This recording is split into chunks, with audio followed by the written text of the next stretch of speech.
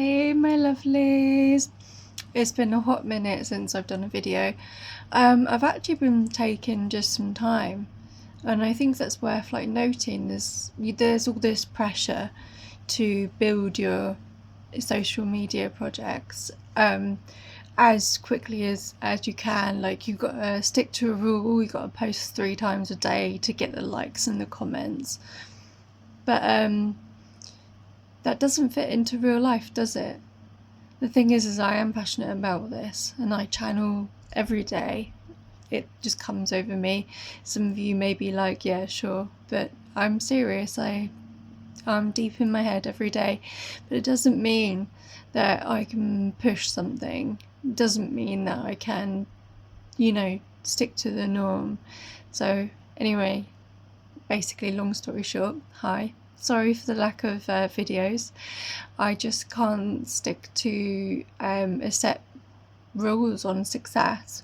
I've got ADHD, probably a bit of the autism, and life is life-in, so it's just not that easy to do this all the time. But my kind of channeled message is a bit about expectations and people's views of you. People expecting you to people please them. I think we all don't realise we're doing it subconsciously, but we're all focusing on what's going on in our lives, so much so that we can't actually put the other person first who needs it the most. And I'm a firm believer in, it doesn't matter, everyone's going through something. It doesn't make it worse than what each other are going through, because how we process it is individual. But it is really important that sometimes you don't expect other people to people please. In that sense, you can say that you're going through stuff, but if that person, the only exception is if somebody turns around and says, don't people please me, I'm not going to people please you, I actually just need isolation, that's different. But if you're both actively going through something, you can't expect it either way. We all experience what we experience at the level that we individually experience it, and none of us can comprehend or compare. But if you feel then like you're expected to people please, don't. But also don't expect the other person to expect that. It's like another angle. Don't assume that they want you to people please, that they're putting their problems above you, because they're not. And if you're not sure, just say, I wish I could lend a hand, but while my problems aren't evidently as bad as yours, I just can't be there for you. And if they turn around and say, I didn't ask for it, I'm all right, leave me be, then we can't judge that person who's going through probably evidently a worse time. We can't judge them for expectations on their friends and the people around them. But for those who turn around and say, my problems are worse than yours, tell them, actually, how do you know that? Maybe they cope better with their problems. We don't want to measure it, do we? And we shouldn't.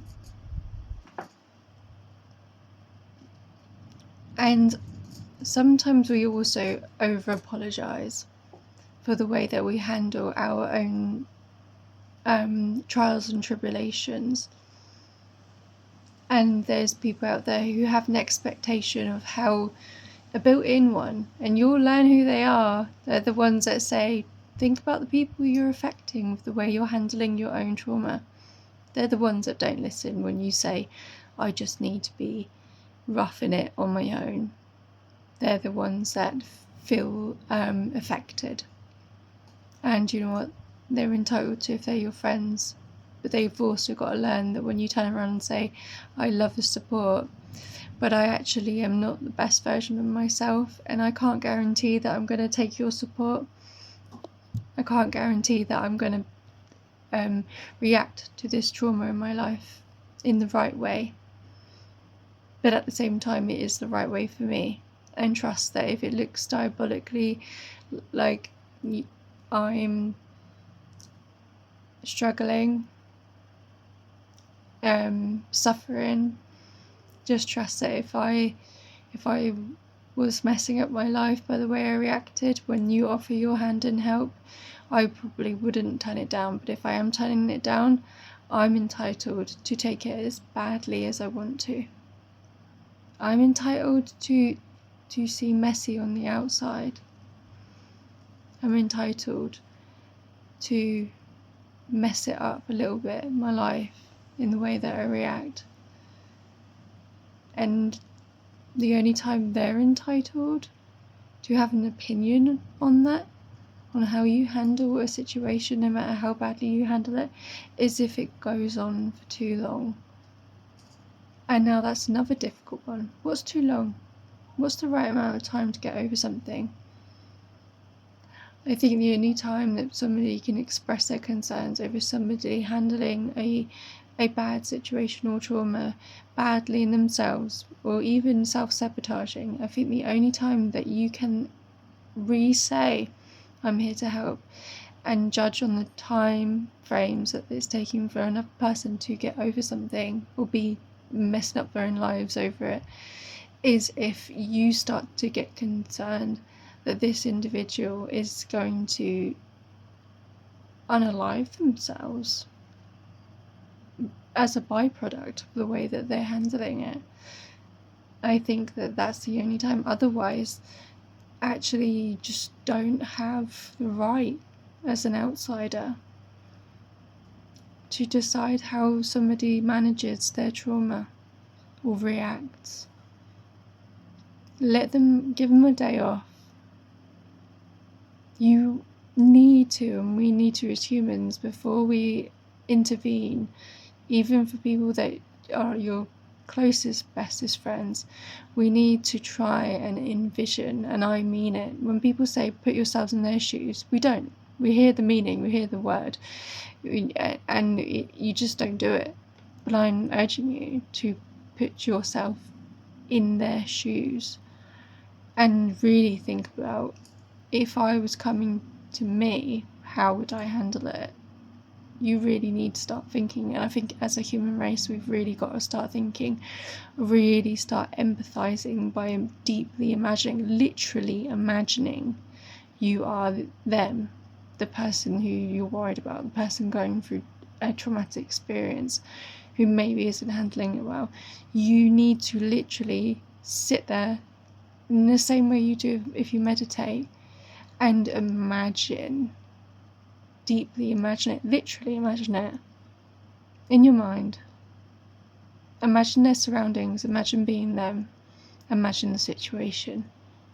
I think we would all be better people for it. And people who are suffering wouldn't feel the need to rush their healing, or they wouldn't mess up their lives even worse by feeling like they're judged for the way that they're handling a situation. I think that's some serious food for thought, and I hope that people actually do that. Start literally imagining what you preach, not practice what you preach, imagine it. And it's needed for subjects this serious and sensitive. We're not talking small trauma, we're talking life-changing trauma, and how best for us all to react and handle it, and not judge the person who is going through it, ever. Okay. Anyway, that's my 2 pence on that subject. And if you stayed this far, I just want to say thank you guys for all your support, and patience and encouragement, because I didn't expect to get 105 followers. It's so cool, and I'm so grateful. Anyway, that's enough from me.